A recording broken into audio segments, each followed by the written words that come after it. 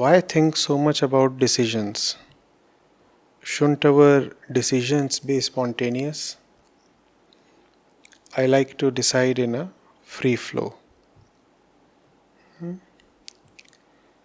So the questioner is stressing on the spontaneity of decisions. He says that he likes to decide in a flow. It's a good thing, your intention is good. But we have two flows within us. One is the flow of conditioning, and the other is the flow of freedom. And both these flows in many ways can appear similar or identical. And when you are in a flow, a stream, then movement is effortless. You get carried away. So you have to be very careful which stream have you chosen to be in. The conditioned stream or the free stream. You see, you are angry and you are saying a lot of things. In that moment, have you seen how the inner flow operates? In a sense, you are quite spontaneous at that moment, aren't you? But is there freedom in that spontaneity? Or is it just a kind of conditioned inner reflex? You are standing at a barren place, barren and dark, and somebody approaches from behind and taps on your shoulder, and you respond with a jerk, shocked. You didn't have to think for this response, right? But is there freedom in this response, or is this a totally conditioned response? The response was instantaneous, wasn't it? So that brings us to thought and time. Operating without thought, deciding without thought, is a great objective to have. But you have to remember that there is a stream that flows above the zone of thought, and there is a stream that flows below the zone of thought. Thought requires time. When you decide using time, when you decide thoughtfully, then that is one thing. Then you are in the middle zone. But your objective is to decide without using much thought. You don't want to bring time into the picture. Your objective, as you have mentioned in your question, is spontaneity. So that can happen in one of two ways. One, you become a totally conditioned machine. You start belonging to the stream below the zone of thought, and there no time is needed. It's like switching on an electric bulb or a fan. The moment you switch it on, the response from the machine is instantaneous. It's like bringing together two reactive chemicals. You bring them together and the reaction is instantaneous. But there is no virtue in this kind of spontaneity, because it is a totally conditioned spontaneity. And to a great extent, as human beings, we are conditioned. We, however, have the freedom to choose whether we want to decide from the from the stream of conditioning, or whether we want to decide and operate from the zone and stream of freedom. So you have to be very careful. Remember, spontaneity by itself is not a virtue. In fact, it is better to be thoughtful. It is better to take your time. It is better to reflect, meditate, contemplate. However, if your thought process is honest, then there comes a point when there is no need to think any further. When your inner faculty is trained to an extent that the need to think keeps continuously diminishing, and a point comes when the time required to think is so small that you could claim that you are spontaneous. However, without training yourself fully, if you are spontaneous, then it is a thing to be warned of. Spontaneity has to be earned. Otherwise, all that you will have is the spontaneity of machines or animals. They don't have to earn their spontaneity. A machine really did nothing to be spontaneous. It was designed that way. Similarly, animals are quite spontaneous in many ways. They don't really have to think or reflect or introspect. But there is little worth in that kind of a spontaneity. Much better, therefore, is to be thoughtful. The faculty of thought is a very important power of the human mind. It must be utilized fully. However, that does not mean that one must keep thinking and thinking endlessly, because, as you have mentioned in your question, a decision has to be made. And if a decision has to be made, you don't really have unending time. So, thought must have the objective to come to a completion.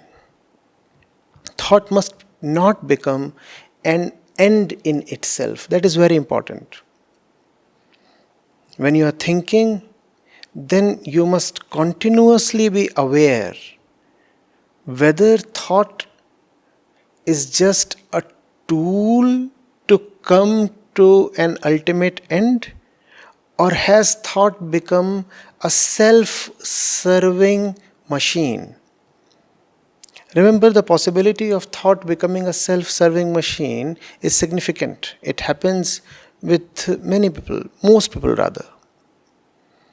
We just keep thinking endlessly in some kind of a wasteful loop. You think about something, and that induces fear or anxiety in you, and because it induces fear in you, so you are compelled to think more, and you think more, and that leads to more fear, and then this kind of a needless cycle continues. And you find that you are going over the same thoughts again and again, going through the same kinds of imaginations and options and choices and logics again and again. And all of that is leading to nothing. When you find that you are caged in that kind of a circuit, then you should know that thought has become self serving. Right? Thought has to be a useful tool, a servant. Thought must be used to come to something beyond thought, because thought is, you see, movement. Thought implies lack of settlement. Thought is like a journey. You have not yet come to the destination. Journeying obviously cannot be the objective. It cannot be the objective because in your heart you want to settle down, reach a destination, and that destination is a decision. You cannot feel relaxed unless the several options have been closed. And when thought proceeds, obviously it has several options to choose from, and all the mental activity is going on continuously. Thought feels empowered when there are options. But you feel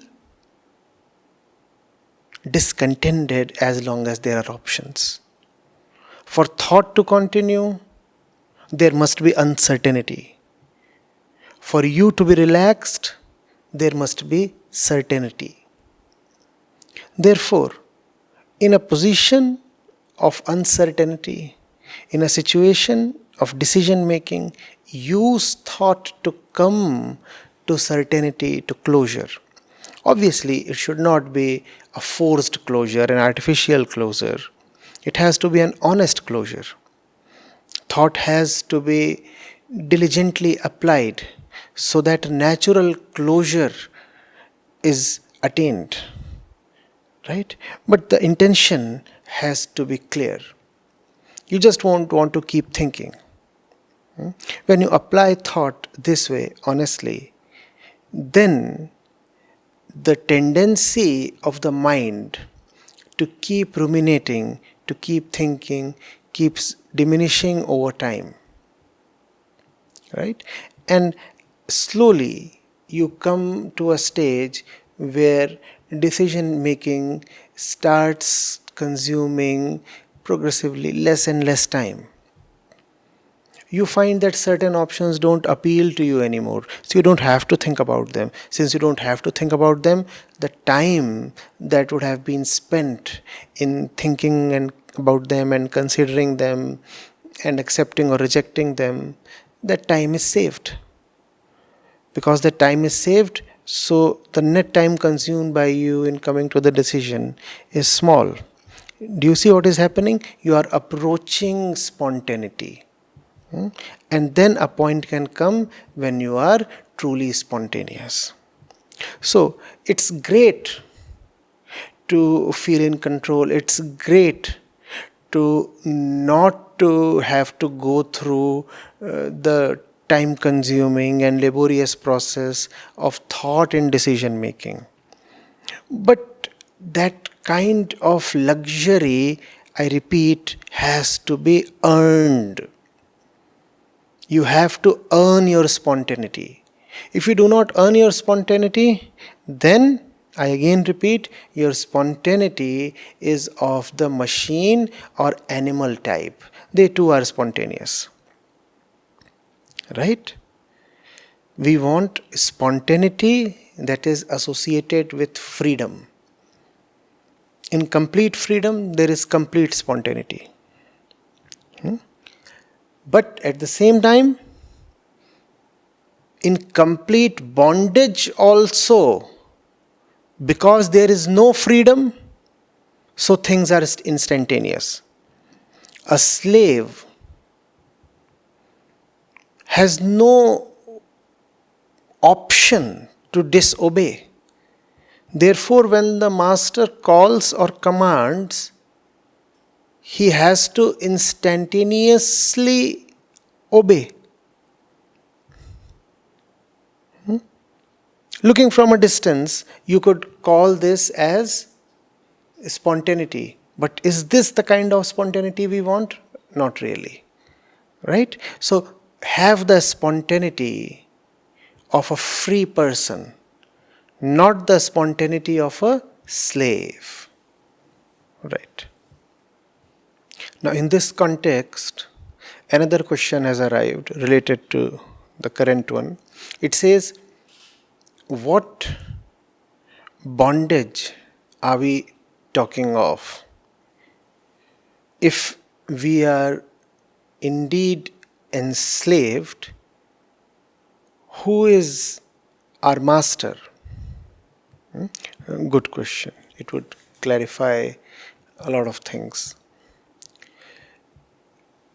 Our own innate physical primordial tendencies are our slave drivers. They command us.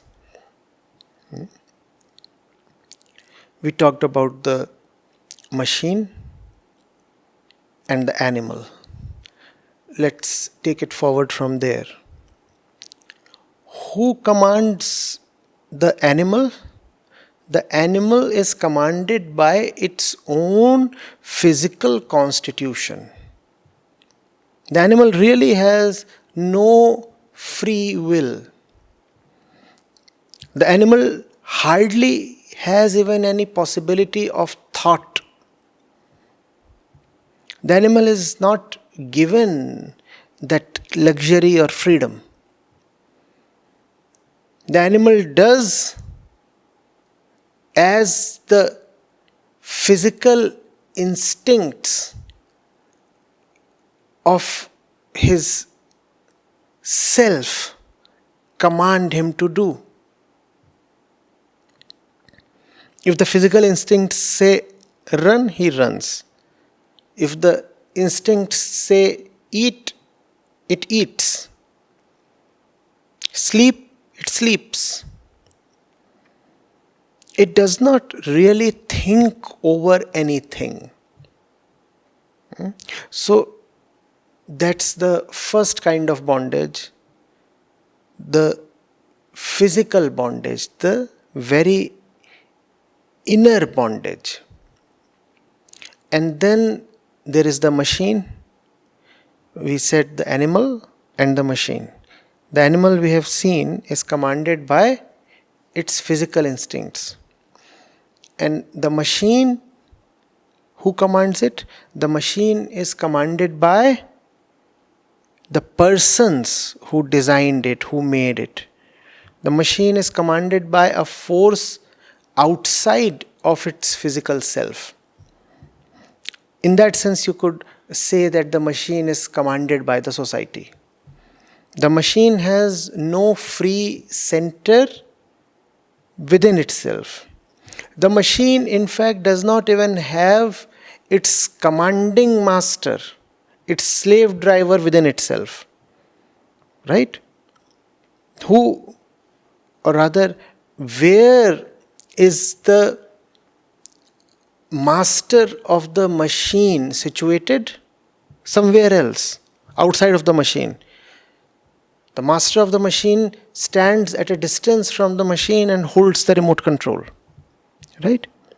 In the case of the animal, the master of the animal is situated within the body of the animal. Right? Though the animal is a slave, it's a slave to its own body. The machine is worse.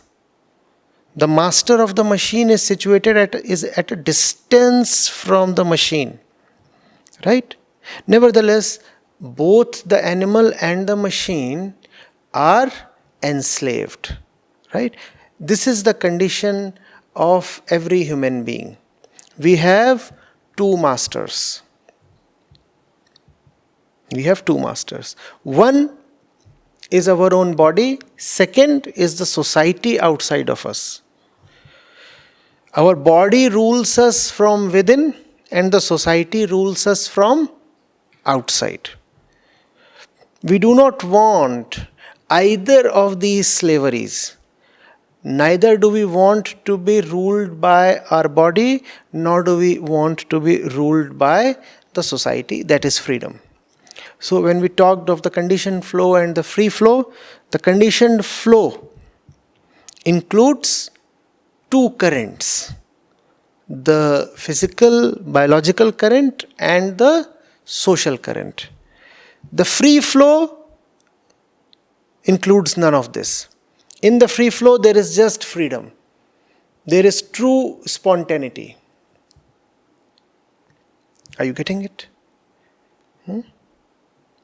So, that's the aim of living. That is the aim in all genuine decision making. Decide in a way that your decision is uninfluenced by your physical tendencies and your social conditioning. Only then would your decision bring joy and liberation to you. Right?